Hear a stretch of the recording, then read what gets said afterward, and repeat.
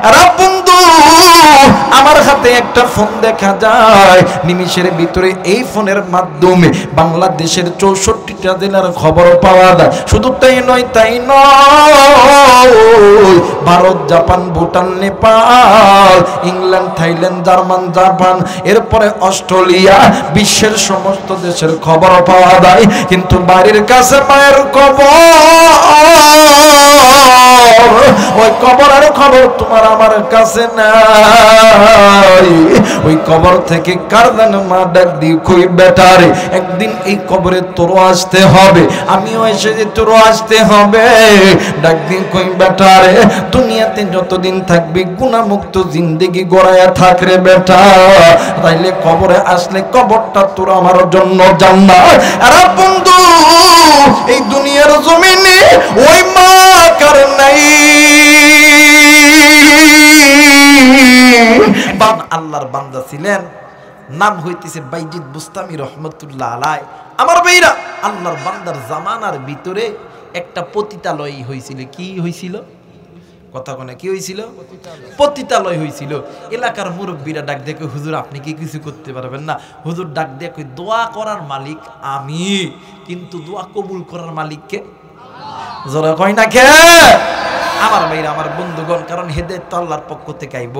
এই যুব মানে এই যে পতিতালয় করছে, এই পতিতালয়ের এই যে মেয়েদের কারণে এলাকার হাজার হাজার যুবক যুবতীর যখন চারিত্রিক ধস, নৈতিক ক্ষয়ের অবক্ষয় যখন হইতে লাগলো, যুবকরা যখন গুনার মধ্যে লিপ্ত হইয়া গেল, একদিন আল্লাহর বান্দা নিজেই ঠিক মাগরিবের নামাজের পর একটা যাই নামাজ, একটা তসবিহ হাতে লইয়া পতিতালয়ের দিকে ঘাটা নিছে। নাউজুবিল্লাহ কইবেন না? এলাকার সমস্ত মানুষ কই, কিরে এত বড় একজন ওলি আইতেছে পতিতালয়ের মধ্যে। এলাকার মানুষ ভিড় পুরে গেছে, হুজুর আইসা আজকে দেখতাম। আর হুজুর গুরুত্ব একটু হইলেই হুজুর গুরুর বিরুদ্ধে দাল লেখালেখি, ফেসবুক শরীফ, ইউটিউব শরীফ, এটা তো আসে গে। কথা কয় না কেন? আমার বীর, আমার বন্ধু, আল্লাহর বান্দা যাইয়া কয়, শোনো মেয়ে, তুমি আমার সঙ্গে এক রাত থাকবা, কত দিতে হবে? কয়, হ্যাঁ, আমার 1 ঘন্টা আমার সঙ্গে যাই সময় কাটাবে, আমাকে দিতে হয় 10,000 দিনার। হুজুর কয়, 1 ঘন্টা না, তোমার সঙ্গে 24 ঘন্টা আমি থাকব, কত টাকা হলে পারবা? যদি 1 ঘন্টায় 10,000 দিনার হয়, তাহলে 24 ঘন্টায় কত হাজার? 2 লাখ। কথা কয় না? 2 লাখ। হুজুর বলতেছিলেন, এই নাও টাকা, আমি তোমার সঙ্গে 24 ঘন্টা তোমার ঘরের কামরার মধ্যে থাকব। এইবার হুজুর কামরার মধ্যে গেছে, যুবতী নারী হুজুরকে দেখিয়ে একবারে কিংকর্তব্য বিমূঢ় হয়ে গেছে। আমার ভাইরা, আমার বন্ধুগণ, এখন যুবতী ডাক দিয়ে কই, হুজুর আপনার জন্য আমি কি করতে পারি? যুবতী যখন গায়ের পোশাক যখন খুলতে লাগছে, আল্লাহর বান্দা ডাক দিয়ে কয়, এই যুবতী থামো, দাঁড়াও, আমি তোমাকে 1 রাতের জন্য কিনে নিয়েছি, 24 ঘন্টার জন্য কিনে নিয়েছি, আমি তোমাকে যা বলবো তুমি তো তাই করবা। বলছে, হ্যাঁ তাই করব। কই, তুমি তোমার গায়ের পোশাক খুলবা না, আমি 24 ঘন্টার জন্য, তোমার দরকার টাকা, আমি তোমাকে টাকা দিয়েছি, কিন্তু তুমি যে কাজের জন্য আমি তোমাকে নিছি, আমি ওই কাজ নাও করতে পারি, আমি তোমার এখানে দাঁড়ায় থেকে আমি 24 ঘন্টা সময় পার করতে পারি। কথা বলেন ঠিক কিনা? মুসলমান ভাইরা, আমার বন্ধুরা রে, আল্লাহর বান্দা ঘরের মধ্যে ঢুকিয়া যুবতীর ডাক দিয়ে কই, যুবতী তুমি একটু আমার কথা শুনবানি, বলো না, এই টাকার ডবল টাকা তোমারে আমি দিব, এইটা তোমার মালিক জানবে না, আমি তোমারে দিয়ে দিব। রা বন্ধু, আমার ভাইরা, আমার বাবাজিরা রে, আল্লাহর বান্দা ডাক দিয়ে কই, যুবতী আমার কথা তুমি শুনবা কিনা বলো না। যুবতী ডাক দিয়ে কই, হুজুর কি কথা বলবেন বলেন না। ডাক দিয়ে কই, তুমি কি মুসলমান? ডাক দিয়ে কই, হুজুর আমি মুসলমানের বাচ্চা। ডাক দিয়ে কই, মা গো তাইলে তুমি ওযু তো করতে জানো? কই, না না, জীবনে কোনোদিন ওযু করি নাই। হুজুর ডাক দিয়ে কই, মা গো আমি যেমনি করে হাত ধোবো, যেমনি করে মুখ ধোবো, যেমনি করে দেখাইব, তেমনি করে তুমি ওযু করবা। এরা বন্ধু আমার ভাইরা আমার বাবাজিরা রে, কিতাব প্রমাণ করে হেদায়েতের মালিক আমার আল্লাহ, কিন্তু বলার দায়িত্ব আল্লাহ তাআলা। ইন্নাল উলামা ওয়ারাসাতুল আম্বিয়া, নবীর ওয়ারিসদেরকে আমার আল্লাহ দিয়েছে। এরে বাজার, কোন দিকে কোন নজর নাই। আল্লাহর বান্দা যখন ওযু যখন করা কমপ্লিট হইয়া গেছে, এইবারে আল্লাহর বান্দা হাসান বসরি রহমাতুল্লাহ আলাইহি, ওই যে আল্লাহর বান্দা যে ঘরের মধ্যে, যেই ঘরের ভিতরে আল্লাহর বান্দা যেই যাই নামাজ লইয়া গেছে, ওই যাই নামাজ খুলিয়া যাই নামাজের মধ্যে দুইটা যাই নামাজ। এইবারে আল্লাহর বান্দা সামনে যাই নামাজ বসিয়া নামাজের মুসল্লায় দাঁড়ায় গেছে, পিছনে একটা যাই নামাজ বসায় দিছে। আর দেখতে কই যুবতী, আমি নামাজ পড়বো, তুমি আমার সঙ্গে নামাজ পড়বা। ডাক দিয়ে কই কেমনে কইরা নামাজ পড়ে, কিভাবে নামাজ পড়ে আমি তো কোনোদিন জানি না। এইবার আল্লাহর বান্দা ডাক দিয়ে কই মা গো, আমি যেমন করে রুকু করব সিজদা করব, তুমিও তেমন করে করবা। এইবারে আল্লাহর বান্দা আল্লাহু আকবার বলে নিয়ত করলো, সূরা ফাতিহা তেলাওয়াত করলো, ফাতিহার পরে আর একটা সূরা মিলাইলো, সিজদায় গেছে আর দুই চোখের পানি ছেড়ে দিয়া ডাক দিয়ে কই আল্লাহ, এতটুক পর্যন্ত করার দায়িত্ব আমার, আর হেদায়েতের দায়িত্ব হইল আপনার। একটু আওয়াজ করে বলেন সুবহানাল্লাহ। মুসলমান বন্ধুরে, এই দুনিয়াতে তুমি আমি কত রঙের গুনাহ করছি, চোখের গুনাহ, হাতের গুনাহ, কানের গুনাহ, পায়ের গুনাহ।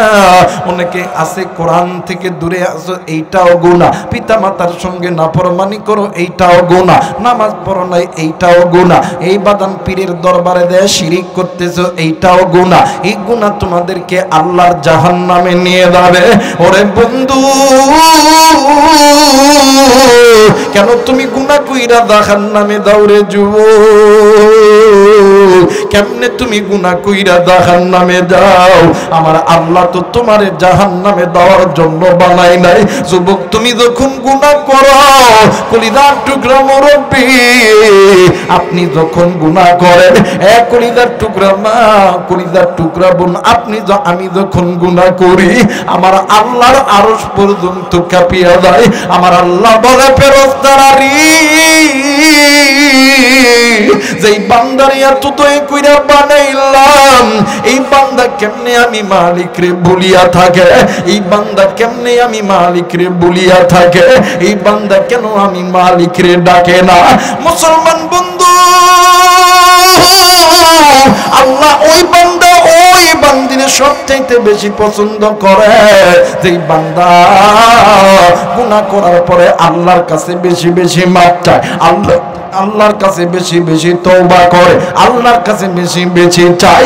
বাদান রে, আল্লাহ ওই বান্দারে বেশি ভালোবাসে, ওই বান্দারে বেশি পছন্দ করে। যেই বান্দা চাই না, ওই বান্দারে আমার আল্লাহ পছন্দ করে না। এই কারণে আমরা যখন নামাজে দাঁড়ায়া বলি ইয়্যাকা না'বুদু ওয়া ইয়্যাকা নাস্তাঈন, বলেন না আল্লাহু আকবার। আরেকবার বলেন আল্লাহু আকবার। আপনি আমি যখন বলি ইয়্যাকা না'বুদু ওয়া ইয়্যাকা নাস্তাঈন, মালিক আমরা আপনার ইবাদত করি, আপনার কাছেই চাই। আপনি আমি যখন পাঁচ ওয়াক্ত আযানের মানে পাঁচ ওয়াক্ত আযানের ধ্বনি শুনিয়া, আপনি আমি যখন ৫টা বার যখন এই কপালটা মাটিতে লাগায় দিয়া আল্লাহর দরবারে বলি আল্লাহু আকবার, আপনি আল্লাহ সবচাইতেও বড়। সুবহানা রাব্বিয়াল আযীম, আপনি আল্লাহ তার চাইতেও বড়। সুবহানা রাব্বিয়াল আলা, আপনি আল্লাহ তার চাইতেও বড়। আমার আল্লাহ বলে ফেরেশতারা রে, যেই বান্দায় আমি আল্লাহ রে বড় থেকে বড় কইয়া ডাক দিছে, আমি আল্লাহ কি পারি ওই বান্দারে ছোট রাখতে? আমি আল্লাহ ওই বান্দার জিন্দেগির গুনাহ মাফ করিয়া দিলাম। মুসলমান বন্ধু, এই দুনিয়া থাকার জায়গা নয়, কেউ এই দুনিয়ায় চিরদিন থাকবো না। এই দুনিয়াতে তোমার আমার বন্ধু ছিল, আজকে তারা নাই রে। এই দুনিয়ার জমিনে তোমার আমার দাদা দাদি ছিল নাই, তোমার আমার নানা নানি ছিল নাই, তোমার আমার পাশের দাদি ছিল, খালা ছিল, খালু ছিল, তারাও আজকে নাই। এই দুনিয়া ছেড়ে তোমাকেও যেতে হবে, আমাকেও যেতে হবে। এই দুনিয়ার জমিনে মা ছিল নাই রে, বাবা ছিল না, এই দুনিয়া থেকে তারাও চইলা গেছে। তুমিও যাবো, আমিও যাবো, কিন্তু কেমনে গুনাহ করো, কেমনে গুনাহ করো। ওই কবর তোমার জন্য জাহান্নামের আগুন হইতে পারে, ওই কবর তোমার জন্য জান্নাতের বাগান হইতে পারে। এরে মুসলমান, দেখেন দেখেন, এই যে কোরআনের কাছে আল্লাহ তাআলা আসতে বললেন, বাঁকা পথ ছেড়ে দিয়ে, গুনাহের পথ ছেড়ে দিয়া আল্লাহর কোরআনের কাছে আসলে কোরআনটা কেমন করে জান্নাতে নিয়ে দেয়। আল্লাহর নবী মক্কায় থাকা অবস্থায় নবীদের হাতে একজন যুবতী মহিলা কালেমা পড়া মুসলমান হয়েছে। মুসলমান হওয়ার পর আল্লাহর কোরআন যুবতীর সিনার ভিতরে সদা সর্বদা এই কোরআনুল কারীম সিনার মধ্যে ঢুকাইতে লেগেছে। আল্লাহর নবী কোনো না এক কোনো কাজে মক্কার বাইরে ব্যবসার কাজে চলে গেছে। কয়েক মাস পর যখন নবীজি মক্কায় যখন এসেছে, আমার নবীজি আয়েশা শোনে আল্লাহর বান্দি দুনিয়াতে নেই। আমার নবীজি আল্লাহর বান্দির কবরটা জিয়ারত করার জন্য যখন গেছে, আর বন্ধু কিতাবের লেখক লেখে আল্লাহর নবীর যতগুলো মুজিজা ছিল এর মধ্যে অন্যতম একটা মুজিজা, আল্লাহর নবী যখনই যাইয়া ওই যুবতীর কবরের সামনে যাইয়া কবরবাসীকে উদ্দেশ্য করে সালাম দিছে, কিতাবের লেখক লিখেছি কবরের মাটি দুই ভাগ হইয়া গেছে। আল্লাহর বান্দি কবরের মধ্যে থাইকা দাঁড়াইয়া আমার নবীজির সালামের উত্তর দিতেছে। মুসলমান ভাইরা আমার বন্ধুগণ, এইবারে আল্লাহর নবী ডাক দিয়ে কই মা গো, বলো তো দেখি তোমার কবরের জিন্দেগি কেমন চলতেছিল। ডাক দিয়ে কই নবী গো, আমার গোত্রের মানুষ যখন আমার এই খেজুর গাছের নিচে যখন দাফন করছে, আমার কাছে দুইজন ফেরেশতা এসেছে। সর্বপ্রথম নাম্বার প্রশ্ন করতে, মান রব্বুকা, তোমার রবকে। আমি যে কোরআন আমার সিনার ভিতর রাখছি, এই কোরআন বাইর হয়ে বলতেছিল রব্বি আল্লাহ, রব্বি আল্লাহ, রব্বি আল্লাহ। একটু আওয়াজ করে বলেন সুবহানাল্লাহ। মুসলমান বন্ধুরে, এই জন্য বলে যায় এই কোরআনটা মেনে নাও, এই কোরআন তোমাকে আমাকে আল্লাহর জান্নাতে নিয়ে যাবে। রে কলিজার টুকরা মুরব্বি, আপনি এতদিন গুনাহ করছেন, আপনি এখন মানে আপনি কোরআনের কাছে আসেন। রে কলিজার টুকরা যুবক, আপনি এতদিন বাঁকা পথে ছিলেন, আর বাঁকা পথে তাই কোন আল্লাহর কোরআনের কাছে আসো। এই কোরআন এমন একটা দামি কিতাব, আমার আল্লাহ বলেন ফামানিত্তাবা হুদা ফালা ইয়াদিল্লু ওয়ালা ইয়াশকা। যে ব্যক্তি আমার আল্লাহর কোরআনের ইত্তেবা করবে, আমার আল্লাহ কোনদিন ওই বান্দা বান্দিকে খালি হাতে ফেরত দিবে না। আরে কলিজার টুকরা মা, কলিজার টুকরা বোন, কলিজার টুকরা মুরব্বি, কলিজার টুকরা যুবক ভাইয়া, তুমি কোরআন পড়তে জানো না, তোমার বাড়ির ঘরের ভিতরে তাকের উপরে কোরআন আছে, ওই কোরআনটা নামাইবা, ওই কোরআনুল কারীমের দিকে মোহাব্বতের নজরে তাকাইবা। আমার মালিক আমার আল্লাহ এই কোরআনুল কারীমের ওসিলায়, এই যে আপনি কোরআনটাকে মোহাব্বতে বুকে ধরলেন, আমার মালিক আমার আল্লাহ এই কোরআনটাকে মোহাব্বত করে বুকে ধরার ওসিলায় আমার আল্লাহ তোমার গুনাহগুলোকে মাফ করে দিবে। মুসলমান ভাইরা আমার বন্ধুগণ,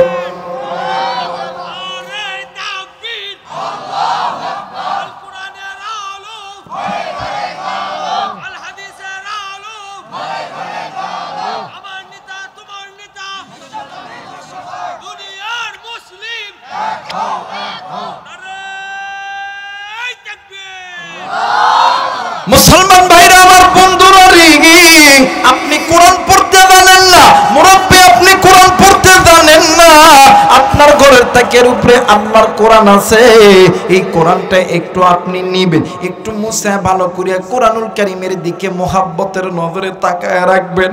আমার আল্লাহ এর উসিলায় আপনার আমার জিন্দেগির গুনাহ মাফ করবে। আপনি কোরআন পড়তে জানেন না, আপনার একজন ভাই, আপনার একজন সন্তান কোরআন পড়তে জানে, আপনি তার পাশে দাঁড়িয়ে আল্লাহর কোরআনুল কারীমের তেলাওয়াত শোনেন না, আল্লাহ এর উসিলায় আল্লাহ মাফ করে দিবে। কারণ আমার আল্লাহ বলেন, ইন্না নাহনু নাযালনা যিকরা ওয়া ইন্না লাহু লাহাফিজুন। এই কোরআন নাযিল করছি আমি, এই কোরআন হেফাজত করব আমি। কিন্তু বন্ধু, যার সিনার ভিতরে আল্লাহর কোরআনুল কারীম, মানে যার সিনার ভিতরে আল্লাহর কোরআনুল কারীম সংরক্ষিত করা আছে, ওই কোরআনওয়ালা সিনা দুনিয়ার আগুন কেন জাহান্নামের আগুনে পর্যন্ত জ্বলবে না। একটু আওয়াজ করে বলেন সুবহানাল্লাহ। মুসলমান বন্ধুরে, এই কোরআনকে বিদ্যাঙ্গুলি দেখাইয়া গুনাহ করিয়া তুমি আমিও যাইতে হবে কবরে। তোমার আমার মা গেছে, বাবা গেছে, এরা যুবক দিলটা নরম করে দাও। তোমার কি গুনাহ করতে ভালো লাগে? একটু দিলটা নরম করো।